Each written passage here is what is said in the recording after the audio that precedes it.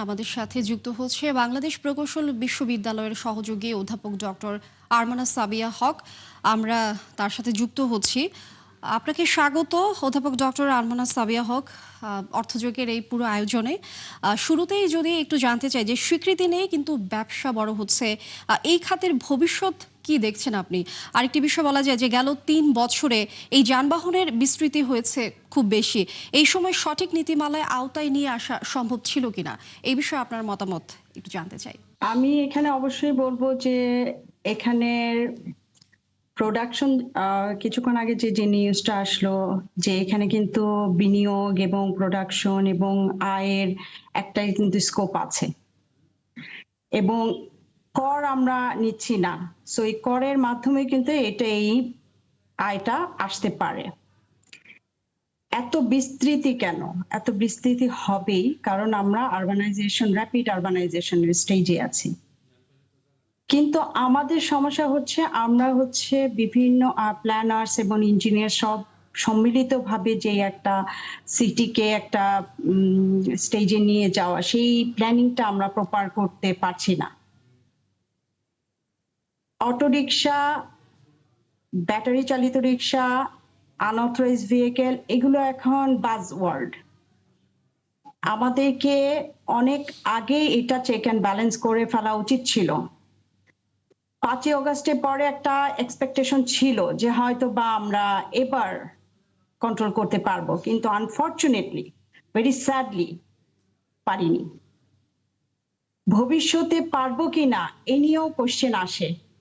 এই মুহূর্তে এই সিচুয়েশনে যদি আমরা না পারি, ভবিষ্যতে পারবো বলে আমি খুব যে আশাবাদী তাও না, কিন্তু তবে স্কোপ আছে।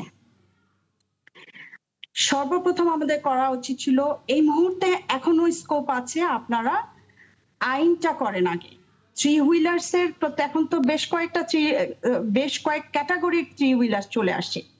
এই মুহূর্তে থ্রি হুইলার্স এর জন্য আলাদা একটা আইন, নীতিমালা, এগুলো রেডি করে ফেলা উচিত, রেডি করে প্রণয়নের দিকে চলে যাওয়া উচিত। আদারওয়াইজ আর কখনোই এটা কন্ট্রোল করতে পারবে না।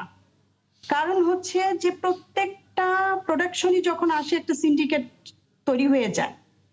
সিন্ডিকেট অলরেডি হয়ে গেছে, সামনে আরো হবে, আরো জোরদার ভাবে। এটা কিন্তু এখনই স্কোপ যে আইন, এটার জন্য একদম সেপারেট আইন তৈরি করা, নীতিমালা তৈরি করা এবং এটা প্রণয়নের দিকে চলে যাওয়া।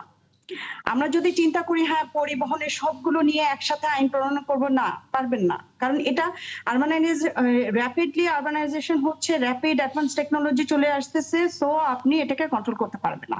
এটাকে আলাদা আলাদা ভাবেই নীতিমালাগুলো ফিক্স করতে হবে। অনেক ধন্যবাদ অধ্যাপক ডক্টর আরমানা সাবিয়া হক আমাদের এই আয়োজনে যুক্ত হবার জন্য। আমি আরও একটি প্রশ্ন আপনাকে করতে চাই যে সম্প্রতি বুয়েটও এই ধরনের যানবাহন তৈরি করেছে যার বিপক্ষেও বড় একটা অংশ ছিল। তাহলে এই ধরনের যানবাহনের বিকল্প কি হওয়া দরকার বলে আপনি মনে করেন? বুয়েটের যে প্রজেক্টের, ফরচুনেটলি আমি ওয়ান অফ দ্য ডিসিমিনেশন ওয়ার্কশপে ছিলাম। প্রজেক্টের যে আউটকাম, যে ডিজাইন করে দেওয়া, এটা খুব সুন্দর করে ডিজাইন করা হয়েছিল। তবে একটা সূক্ষ্ম আমার মনে হয় যে বললাম না যে আমাদের সবার সাথে সমন্বয় নাই, প্ল্যানারদের সাথে সমন্বয় নাই। আমরা যে এই অলরেডি কিন্তু রাস্তায় চলে আসছে, অলরেডি আমাদের ম্যানুয়াল ভেহিকেল গুলো আছে। অ্যাজ এ সেফটি এক্সপার্ট আমি কখনোই চাইবো না রাস্তায় আরো একটা নতুন জিনিস চলে আসুক।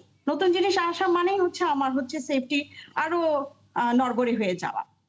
তো এক্সিস্টিং যে ভেহিকেল গুলো আছে সেগুলোকে আমরা কিন্তু মেকানিক্যালিও কিন্তু অনেক সময় বলে যে হ্যাঁ আমরা প্যাডেলে পারছি না, আমাদের মানবিকতার দৃষ্টিতেও কিন্তু প্যাডেল এখন, হ্যাঁ বুঝতে পেরেছি এটা ঠিক না। তাহলে আমরা ওই এক্সিস্টিং ভেহিকেল গুলোকেই যদি একটু টাচ দেওয়া যায়, ওইখানে কিন্তু সেফটি এনশিওর করা যায়। নতুন একটা জিনিসকে ইমপ্লিমেন্ট করা মানে নতুন একটা জিনিসকে আনা এবং এটাকে আবার আইনের মাধ্যমে ইমপ্লিমেন্ট করা, এটা ভেরি ডিফিকাল্ট। আমার মনে হয় না এটা খুব সহজে এটা এস্টাবলিশড হবে। অনেক অনেক ধন্যবাদ ডক্টর আরমানা সাবিয়া হক আমাদের সাথে যুক্ত হবার জন্য। অসংখ্য ধন্যবাদ মূল্যবান সময় দেওয়ার জন্য। দর্শক, আমাদের সাথে এই মুহূর্তে যুক্ত ছিলেন বাংলাদেশ প্রকৌশলী বিশ্ববিদ্যালয়ের সহযোগী অধ্যাপক ডক্টর আরমানা সাবিয়া হক। আমরা তার কাছ থেকে এই বিষয়গুলো জানছিলাম।